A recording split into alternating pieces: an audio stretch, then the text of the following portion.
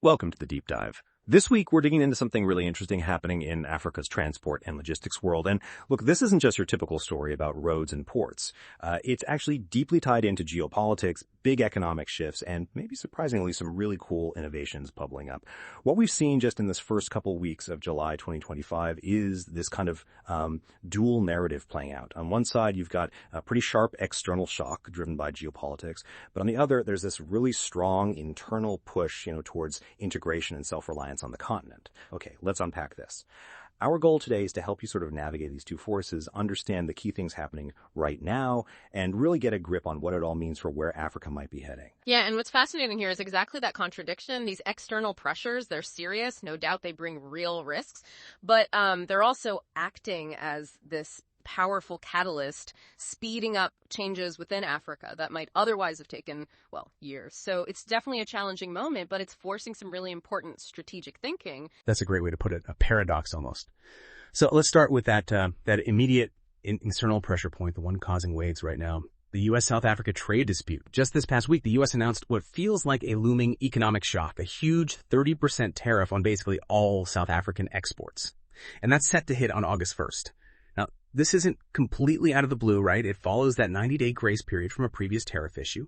And crucially, this puts South Africa's access under the African Growth and Opportunity Act, AGOA, in serious jeopardy. And you have to remember, AGOA itself expires in September this year. The U.S. reasoning, they're citing things like a disputed trade imbalance, unfair trade practices, unsustainable trade deficits. It sort of fits this wider pattern we've seen with U.S. policy towards China, Mexico, the EU. Right. And South Africa is, understandably pushing back hard. President Ramaphosa's government is arguing this whole thing is based on a, quote, contested interpretation of the trade numbers. Their point is, look, 77% of U.S. goods actually come into South Africa duty-free already, and South Africa's average tariff on U.S. stuff is only about 7.6%. Pretty low comparatively. So this raises an important question. What happens now? They are still negotiating, trying to cap any potential tariff hike at maybe 10% max because this relationship is just vital for them. Okay, so worst case, if that 30% tariff actually happens, what does that really mean on the ground for specific South African industries? Oh, yeah. Because it sounds like it could be devastating for some. Oh, absolutely. It's almost an existential threat for some sectors. Take automotives, for instance. The U.S. is their third biggest export market. In 2024, they shipped over 110,000 vehicles there.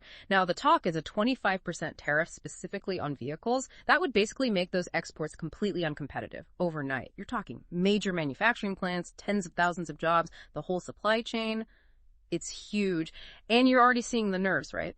Exports to the U.S. dropped 12% year on year just last month in June. Wow. And it hits beyond just the big factories, too, doesn't it?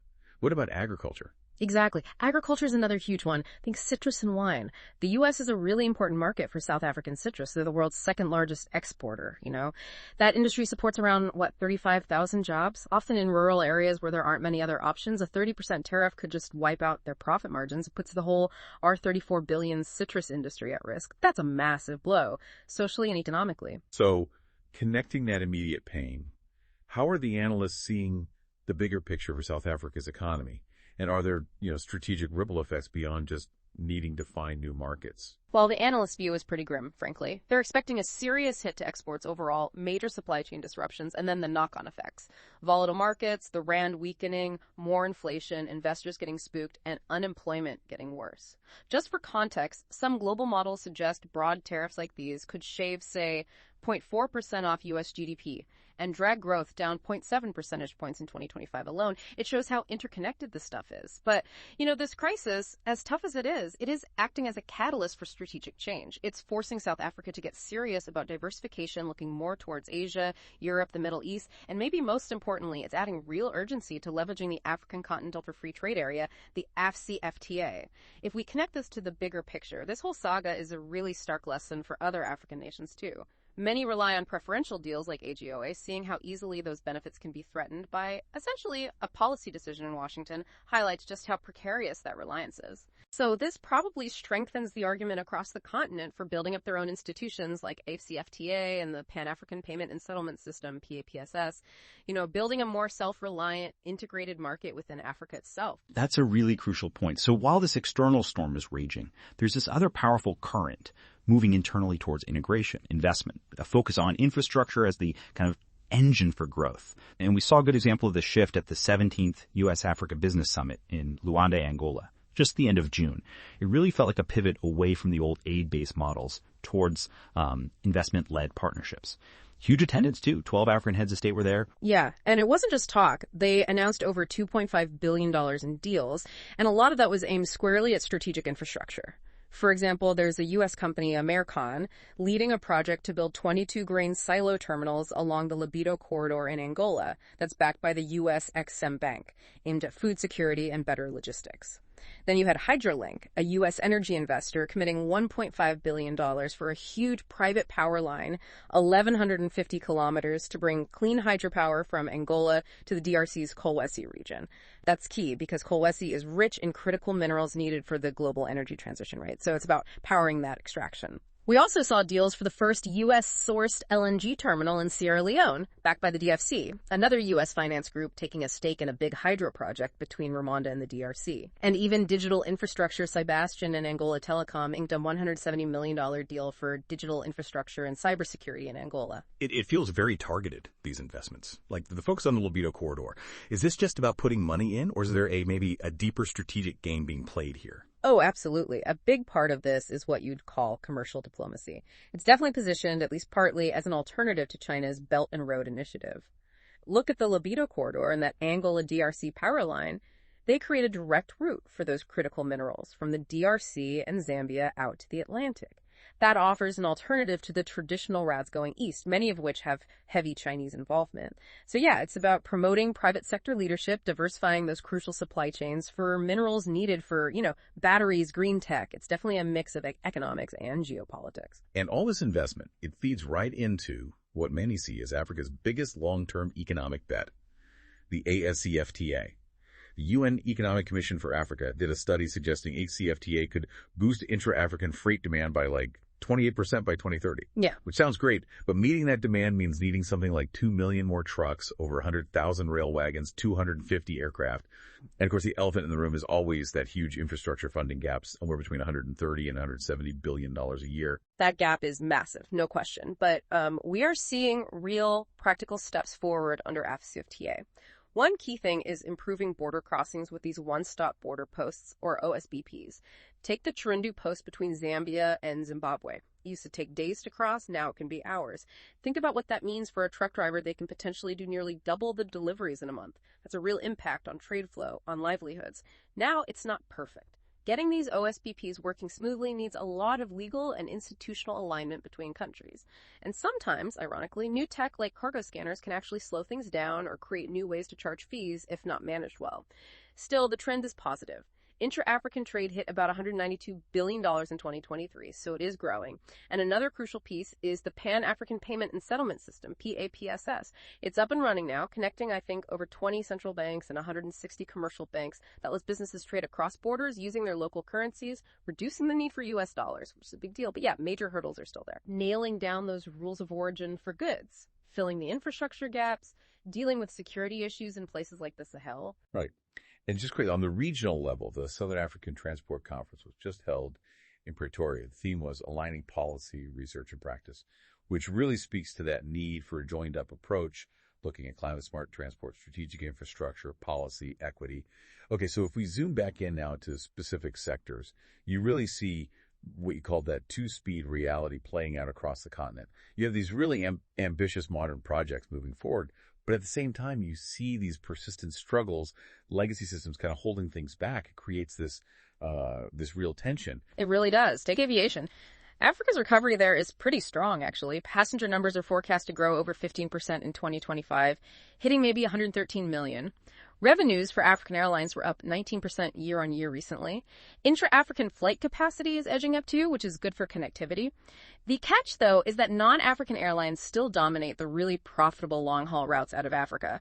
African carriers only have about 36% of that market, but there are positive signs. South Africa's airports company, ACSA, is investing big over R21 billion, about $1.2 billion in upgrades. That includes a new air freight terminal at OR Tambo in Joburg, boosting capacity significantly.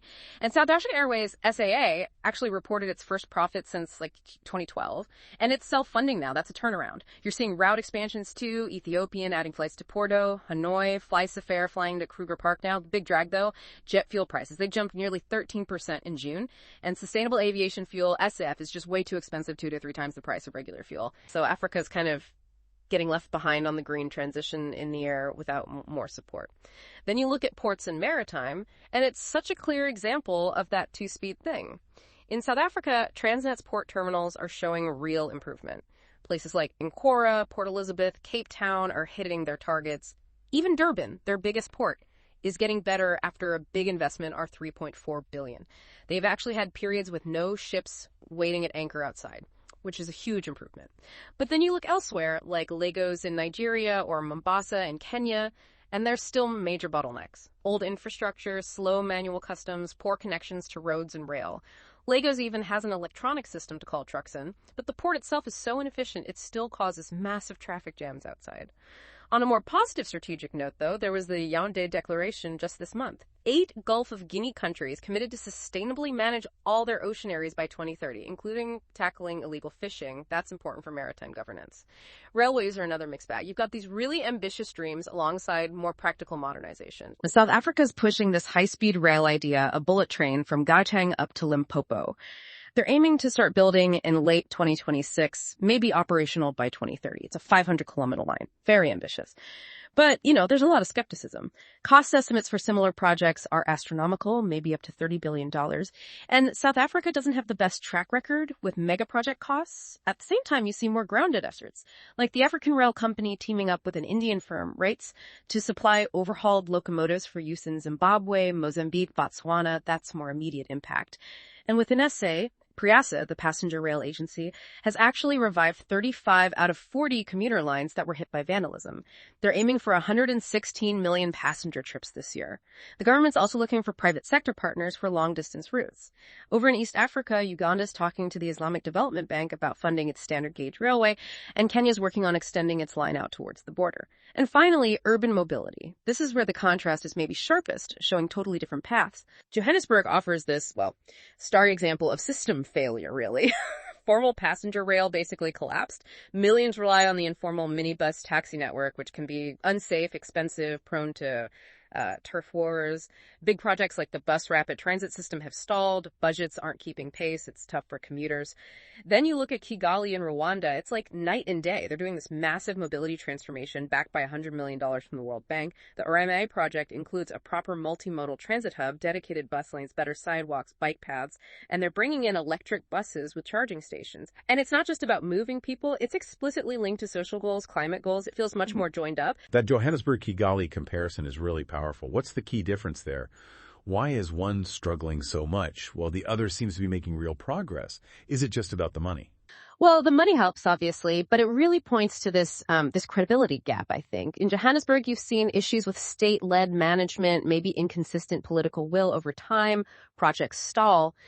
Kigali, on the other hand, has this development finance institution backing the World Bank, coupled with strong local governance and clear political commitment. The project feels well-structured, focused on execution. So the Kigali model kind of shows how that blend of external finance and strong local ownership and governance can really drive change. Johannesburg shows what happens when maybe those elements aren't quite aligned. But there's another really exciting thing happening in urban mobility too, the rise of private e-mobility companies. Take a company like Spiro. Founded just in 2022, their growth is explosive. They're already in 8 African countries. They've got over 35,000 electric motorbikes on the road, using this network of over 600 battery swapping stations. Their revenue forecast is jumping from $23 million last year to maybe $200 million this year. That's incredible growth. And they're actually building assembly plants now in Kenya, Uganda, Rwanda, Nigeria. This feels like a really agile, commercially driven solution, especially for that last mile transport problem. It might even leapfrog some of the slower, more traditional approaches. Okay, so bringing all these different pieces together, the external shocks like the tariffs, this internal drive for integration, the investments, and this sort of uneven progress on the ground. So what does this all mean? What's the big takeaway for you listening?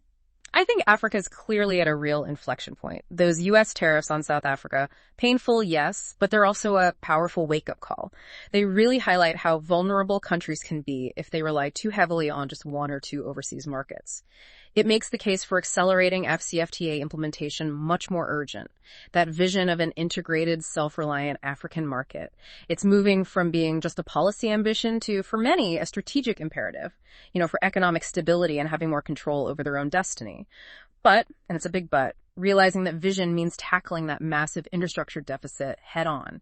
And that's going to need a really smart mix of public-private partnerships and targeted investment from DFIs. It definitely sounds like walking a tightrope. Huge risks, but also huge potential rewards.